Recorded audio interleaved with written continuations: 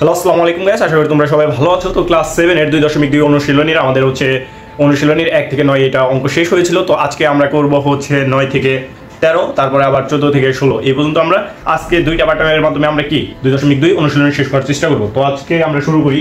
তো ফার্স্টে যেহেতু আমাদের 9 নাম্বার পর্যন্ত শেষ হয়েছিল, তো আমরা আজকে শুরু করব হচ্ছে 10 নাম্বার থেকে। দেখি দিলাম 10।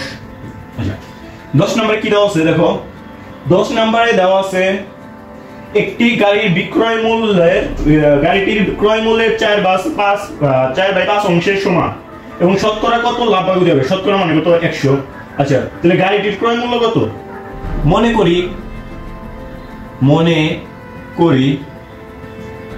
করি গাড়িটির ক্রয় মূল্য কত? লিখি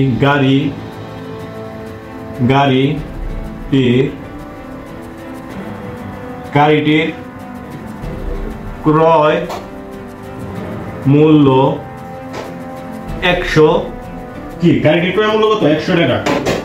গাড়িটির ক্রয় মূল্য কত? 100 টাকা। আচ্ছা মনে করি গাড়িটির ক্রয় মূল্য 100 টাকা। তাহলে এই ক্ষেত্রে যদি গাড়িটির ক্রয় মূল্য 100 টাকা হলে থাকে, তাহলে বিক্রয় মূল্য কত অংশ হইছে? তাহলে গাড়িটির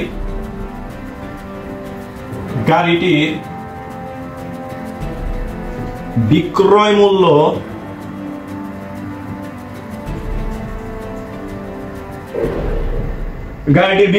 কত অংশ হয়েছে? কত ভাগের? তাহলে বিক্রয় মূল্য কত? 100 এর মানে গুণ কত অংশ দেওয়া আছে? 4/5 অংশ। এই লিখলাম 4/5 এই যে টাকা, এই যে কি টাকা। তাহলে কি 100 এর 4/5, তাহলে 5 রে 5 টাকা লিয়ে আর 5 রে 100 মধ্যে কাটলি 20, তাহলে 20 গুণ 4 কত হয়? 80 টাকা। তাহলে বিক্রয় মূল্য কত টাকা? 80 টাকা। তাহলে কি তার বিক্রয় মূল্য 80 টাকা। দেখো এখানে কি করছি, বলছে যে একটি গাড়ি ক্রয় মূল্য 4/5 অংশের সমান হচ্ছে বিক্রয় মূল্য। তাহলে শতকরা কত লাভ বা ক্ষতি হবে? তাহলে কি গাড়িটির ক্রয় মূল্য আমরা ধরে নেই, ক্রয় মূল্য ধরবো কত? 100 টাকা। তাহলে বলছে যে ক্রয় মূল্যর 4/5 অংশ, তাহলে ক্রয় মূল্য 100 আছে, 100 এর 4/5 অংশ, তাহলে কাটাকাটি করলে 20 হয়, 20 গুণ 4, তাহলে 20 গুণ 4 করলে কত হয়? 80। তাহলে 80 টাকা। তাহলে পাইছি গাড়িটির বিক্রয় মূল্য কত? 80 টাকা। আচ্ছা তাহলে আমরা ক্রয় মূল্য পাইছি 100 টাকা, মানে একটা জিনিস আমি 100 টাকা দিয়ে কিনছি, কেনার পরে ওটা আমি 80 টাকা বিক্রি করছি, তাহলে আমার লাভ কি হয়েছে না ক্ষতি হয়েছে? 100 টাকা কিনে যদি আমি 80 টাকা সেল করি, তাহলে আমার ক্ষতি হয়েছে না? তাহলে ক্ষতি সমান সমান সূত্র কি? তাহলে ক্ষতি সমান সমান ক্রয় মূল্য, ক্ষতি সমান সমান ক্রয় মূল্য মাইনাস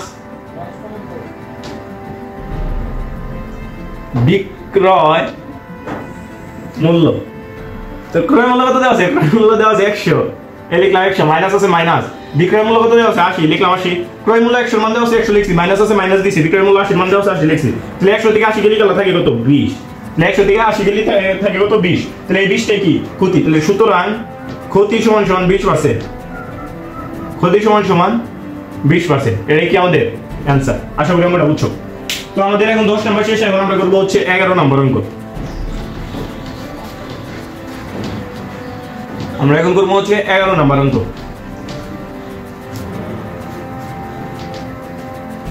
তো 11 নম্বর অঙ্কে কি আছে? 11 নম্বর অঙ্কে ডাক দেওয়া আছে হচ্ছে একটি দ্রব্য, কি? একটি দ্রব্য। আচ্ছা একটি দ্রব্য 400 টাকায় বিক্রয় করলে যত ক্ষতি হয়। আচ্ছা তোমাদের একটা জিনিস শিখাই, যে যত কথা যখন বলবে, যতর কথা, যত ক্ষতি যখনই বলবে যত ক্ষতি, কি যখনই বলবে যত ক্ষতি, তখনই কি ক্ষতি সমান সমান কি ধরবা? ক ধরবা। ক্ষতি সমান সমান কি ধরবা? ক ধরবা। যত ক্ষতি যখনই বলবে যত ক্ষতি ডাকে, যেখানেই পাবা যত ক্ষতি, তখনই কি ক্ষতি সমান সমান ক ধরবা। ক্ষতি সমান সমান কি ধরবা? ক ধরবা। আচ্ছা তারপরে কি বলছে যে তার 3 গুণ লাভ হয়। লাভ সমান সমান কি? লাভ কইছে 3 গুণ, তাহলে 3 গুণ মানে কি? 3 ক।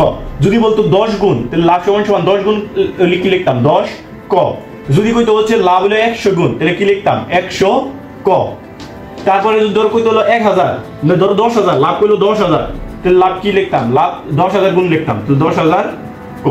শেষ। বুঝা গেছে? মানে যত গুণ করবো তার সাথে কটা খালি বসাই দিবে, শেষ। এটা হলো কি আমাকে টেকনিক্স। তাহলে ফার্স্টে কি বলছে যে একটি দ্রব্য 400 টাকায় বিক্রয় করলে যত ক্ষতি হয়, আর 480 টাকায় বিক্রয় করলে তার 3 গুণ লাভ হয়। দ্রব্যটির ক্রয় মূল্য নির্ণয় করো। আচ্ছা তো ফার্স্টে এখানে ক্ষতি দেওয়া নাই, লাভ দেওয়া নাই, তাই আমরা ক্ষতিটা ধরে নেই। যত ক্ষতির কথা বলছে, তাহলে ক্ষতি সমান সমান কি? ক। ক্ষতি সমান সমান কি ক। আচ্ছা এখানে ক্রয় মূল্য কি দেওয়া আছে না, ক্রয় মূল্য তো বের করতে বলছে, তাহলে ক্রয় মূল্য আমরা কি ধরে নেব, ক্ষতির হাতে কত আছে, ক্রয় মূল্য ক্ষতির সাথে কত আছে 400 আছে, তাহলে 400 প্লাস ক। আর লাভ সমান সমান কত আছে, লাভ কয় গুণ কইছে, যে কয় গুণ বোর্ডে হচ্ছে আমরা এই করব 3 গুণ বলছে, তাহলে কি হবে লাভ 3 ক, লাভ কি 3 ক। তাহলে এখানে আমরা লিখি বিক্রয় মূল্য, ক্রয় মূল্যতে প্লাস হইছে, বিক্রয় মূল্যতে কি হয় মাইনাস হয়, বিক্রয় মূল্যতে কি হয় মাইনাস হয়, ক্রয় মূল্যতে হয় প্লাস। কি লিখছি 400 ছিল, ক্রয় মূল্যের সাথে সম্পর্ক কার ছিল 400 ছিল, তাই কি করছি 400 এর সাথে প্লাস দিছি, কিন্তু বিক্রয় মূল্য যার সাথে সম্পর্ক থাকবো তারাতে কি মাইনাসে থাকবো, তারাতে কি থাকবো মাইনাসে। তাহলে বিক্রয় মূল্য কত দেওয়া আছে, বিক্রয় মূল্য দেওয়া আছে 480, কত দেওয়া আছে 480, তাহলে এই যে মাইনাস 3 ক, এই যে লাভ কত হইছে 3 ক। শেষ। এই পর্যন্ত আশা করি সবাই বুঝছো। যত ক্ষতির কথা বলবে যখন, তখন আমরা কি ক্ষতির কি ধরে নেব ক, ক্ষতির কি ধরে নেব ক, আর লাভ যত গুণ বলবে তত সাথে কি ক বসে নেব, 3 গুণ বলছে তার নিকে কি 3 ক। তাহলে ক্রয় মূল্য কত, ক্রয় মূল্য হচ্ছে 400 এর সাথে সম্পর্ক আছে, তাহলে 400 প্লাস ক, লাভ সমান সমান 3 ক। তাহলে বিক্রয় মূল্য 480 কথা বলছে, তাহলে 480, কিন্তু বিক্রয় মূল্যের সাথে কি হয় মাইনাস হয়, ক্রয় মূল্যের সাথে হয় প্লাস, তাহলে 3 ক। তাহলে এই পর্যন্ত আশা করি বুঝছো। তাহলে সুতরাং ক্রয় মূল্য মাইনাস বিক্রয়, ক্রয় মূল্য মাইনাস বিক্রয় মূল্য এই সমান সমান ক্রয় মূল্য সমান সমান বিক্রয় মূল্য। তাহলে বা ক্রয় মূল্য কি পাইছি, ক্রয় মূল্য পাইছি 400 প্লাস ক ইকুয়াল টু 400 প্লাস ক ইকুয়াল টু বিক্রয় মূল্য কত পাইছি 480 মাইনাস ক, এই লিখলাম 480 মাইনাস 3 ক, যা পাইছি তাই লিখছি বা। আচ্ছা আমি আগে বলেছি সমান সমানের এই সাইডে যেটা প্লাস থাকে ওই যায় উমরা মাইনাস, উমরা মাইনাস থাকলে উমরা যায় প্লাস, উমরা ভাগ থাকলে উমরা যায় গুণ, উমরা গুণ থাকলে উমরা যায় হয় ভাগ। এই জিনিসটা কিন্তু মনে রাখতে হবে, এই জিনিসটা খুব ইম্পর্টেন্ট। আচ্ছা যাই হোক, তো দেখো এখানে 400 আছে, আচ্ছা এখানে ক রাখি ক, এখানে মাইনাস আছে, সমান সমানের উমরা কি হবে প্লাস, তাহলে 3 ক, উমরা 480 আছে লিখলাম 480, উমরা প্লাস 400 আছে, তাহলে সমান সমানের উমরা যায় কি হবে মাইনাস 400, প্লাস থাকলে উমরা যায় কি হবে মাইনাস। তাহলে 1 ক আর 3 ক কয় ক হয় 4 ক, 1 ক আর 3 ক যোগ করে কয় ক হয় 4 ক। তো 480 থেকে 400 বাদ দিলে থাকে কত 80, বা 4 করাতে কি আকারে আছে গুণ আকারে আছে, করাতে কি আকারে আছে গুণ আকারে আছে, সমান সমানের উমরা পাঠিয়ে দিই, উমরা পাঠিয়ে দিলে গুণ আকারে যায় কি হবে ভাগ আকারে হবে। তাহলে বা ক সমান সমান 20। আশা করি বুঝছো অঙ্ক, একদম ইজি অঙ্ক, একদম কি অঙ্ক ইজি অঙ্ক, এরকম সোজা অঙ্ক নাই। আচ্ছা তারপরে তোমাদের 11 নাম্বার করা শেষ, এখন আমরা করব হচ্ছে 12 নাম্বার। এখন আমরা কয় নাম্বার করব 12 নাম্বার।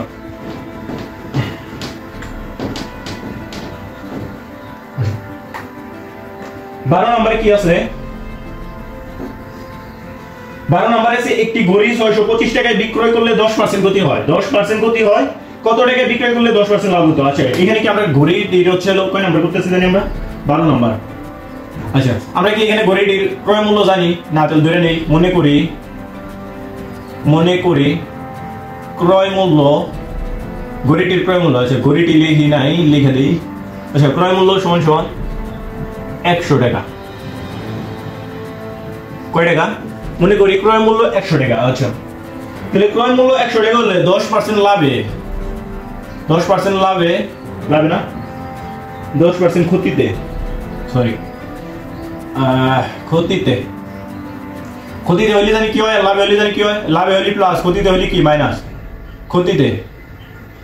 তাহলে 100 মাইনাস 10 টাকা, 100 কি টাকা, 100 তো ক্রয় মূল্য, আর আমাদের পাবো এটা কি বিক্রয় মূল্য, তাহলে 100 থেকে 10 বাদ দিলে থাকে কত 90 টাকা। তাহলে কি পাইলাম 90 টাকা, তাহলে কত টাকা, তাহলে বিক্রয় মূল্য কত টাকা পাইলাম 90 টাকা, ক্রয় মূল্য পাইছি, বিক্রয় মূল্য পাইলাম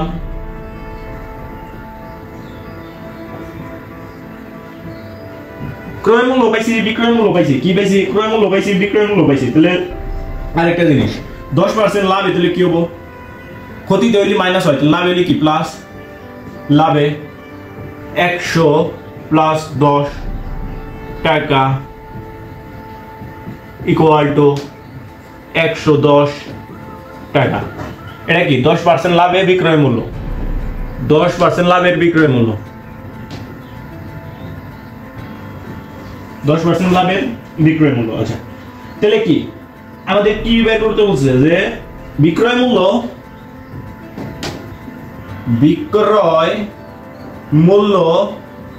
90 টাকা হলে পরবর্তী বিক্রয় মূল্য 90 টাকা হলে পরবর্তী বিক্রয় মূল্য কত? 110 টাকা। 110 টাকা। সুতরাং 1 টাকায় হলে পরবর্তী বিক্রয় মূল্য 110 ভাগ 90।